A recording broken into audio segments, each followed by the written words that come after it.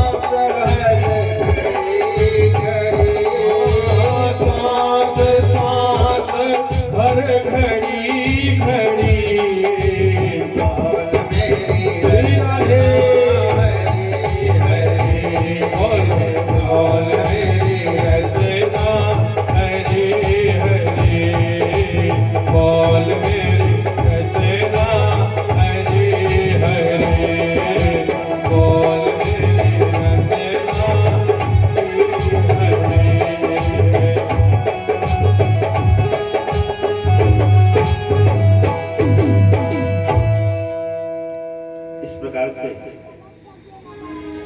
जब भगवान नाम का संकीर्तन कर लेते हैं तो जो यह अमृतमयी कथा श्रवण करते हैं उसका विशेष फल प्राप्त होता है।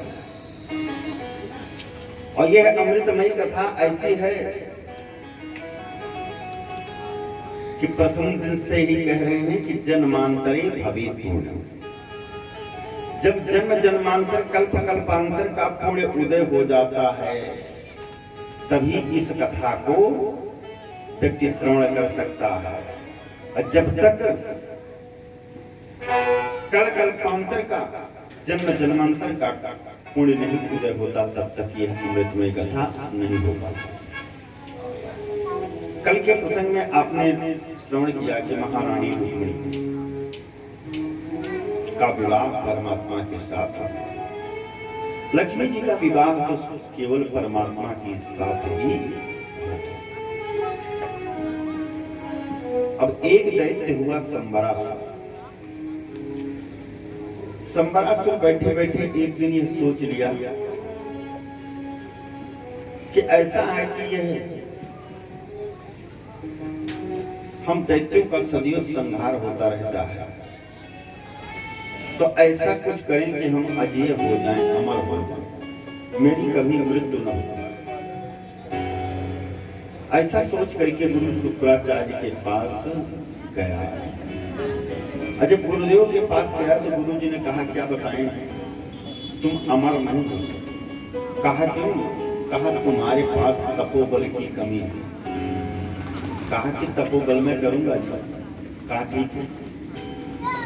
कहा कि इसकी तपस्या करूं। कहा ब्रह्मा बाबा। कहा ठीक। संबरासुर जो बहुत घोर तप किया। ब्रह्मा बाबा प्रसन्न हुए। कहा परम गुरु वरदान मांगो। जब वरदान मांगने के लिए कहा तो कहा ऐसा है कि वरदान देना है तो ऐसा वरदान दीजिए कि मैं अमर हो जाऊं। यह वरदान था। ब्रह्मा बाबा ने कहा क्या बताएं, अमर तो हम स्वयं नहीं है, आप तो कैसे बना। इसके बदले में आपको और कुछ बताइए उपचार। दूसरा वरदान आप मांगिए, दूसरा वरदान मैं देने के लिए तैयार है। कहा उसी समय पर कामदेव भूत भवन भोलेनाथ के क्रोध आग में से जल करके भस्म हुए। संबरासुर ने कहा कि अमर होने का वरदान न दीजिए, तो यह वरदान दीजिए ये कामदेव जो भस्म हुए हैं ये श्री कृष्ण एवं रुक्मिणी के संयोग से पुत्र रूप में उत्पन्न हो तब मेरी मृत्यु। और वरदान घूम करके इसलिए मांगा कि कामदेव श्री कृष्ण के पुत्र नहीं होंगे, और अगर जब पुत्र भी हो जाएंगे तब तक मैं अमर रहूंगा, तो इनको बचपन से ही मैं मार दूंगा। ब्रह्मा बाबा ने कहा तथास्तु। जब ब्रह्मा बाबा ने तथास्तु कह दिया तो संबरासुर आया और सबसे पहले ब्राह्मणों के ऊपर अत्याचार करना प्रारंभ किया। जितने भी दैत्य हुए अगर उनको शक्ति मिली तो सबसे पहले ब्राह्मण, क्योंकि अगर देवताओं से विरोध करना है तो सबसे पहले ब्राह्मणों का ही विरोध करेंगे, क्योंकि ब्राह्मण ही यह मार्ग बताते हैं कि भाई परमात्मा का भजन करो। ब्राह्मणों के ऊपर सात संतों के ऊपर जो है अत्याचार पापाचार करने लगा। और यह सदियों जानकारी रखता कि भगवान श्री कृष्ण का अवतार हुआ कि नहीं, पता लगा कि अवतार हुआ और उनके पुत्र भी हो गया। अब जैसे जाना कि पुत्र हो गया, गुरु शुक्राचार्य ने बताया कि कामस्तु वासुदेवांसो दग्धा प्राग्रुद्धमन्नुना देहोपपत्तये भूयत् तमेव प्रत्यपद्यत। जैसे ये श्रवण किया कि कामदेव का जन्म हो गया, भगवान के रूप में, प्रभु के रूप में कामदेव का जन्म हो गया। इसलिए प्रभु के रूप में जन्म हुआ कि जब प्रभु के पुत्र हैं तो प्रभु के रूप में है वो। और आज 10वें दिन यह जानकारी मिली कि महारानी रुक्मिणी के पुत्र हो गया। अब जैसे ही 10वें दिन जानकारी यह प्राप्त हुई, वैसे वह भेष बदल करके आया और वो जो 10 दिन का जन्मा बालक था उसे उठा ले गया, उठा करके समुद्र में फेंकवा दिया और जाकर के घर में उत्सव मनाने लगा। और इधर समुद्र में जैसे बालक गया, एक मछली निकल गई, बड़ी मछली थी, वो निकल गई। और निकल जाने के बाद मछुआरों ने पकड़ लिया, और जब पकड़ा तो देखा कि बहुत बड़ी मछली है। और जब बहुत बड़ी मछली है तो सोचा कि संबरासुर के यहाँ आज उत्सव हो रहा है, संबरासुर उत्सव मना रहा है कि मेरा शत्रु खत्म हो गया, अब तो मैं अमर हो गया हूँ। और जब वो उत्सव मना रहा है तो सोचा कि भेंट में दे दे, ले जाकर के वही बड़ी मछली संबरासुर को मछुआरा ने भेंट में दे दिया। संबरासुर जो है उस मछली को दे दिया जो पाक व्यवस्था में थे कि जाइए भोजन प्रसादी बनवाइए, क्योंकि आज हमारे यहाँ उत्सव है। और जैसे वहां मछली काटी गई तो मछली के पेट से एक जीवित बालक निकला। और वहां पर जो है एक मायावती नाम की स्त्री रसोई में कार्य कर रही थी। माताओं का क्योंकि वात्सल्यमयी रूप होता है, जब जीवित बच्चे को देखा तो तत्काल उसने क्या किया कि उस बच्चे को तत्काल उठा ले गई और अपने कमरे में जा करके स्नान करवाया। स्नान करवाने के बाद दूध पान करवाया।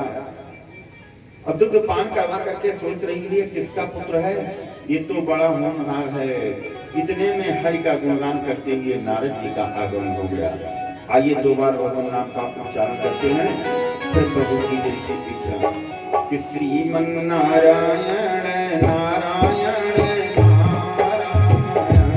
श्रीमन नारायण नारायण नारायण, भजमन नारायण नारायण नारायण, केशव नारायण नारायण नारायण, राम नारायण नारायण नारायण, श्रीमन नारायण नारायण नारायण।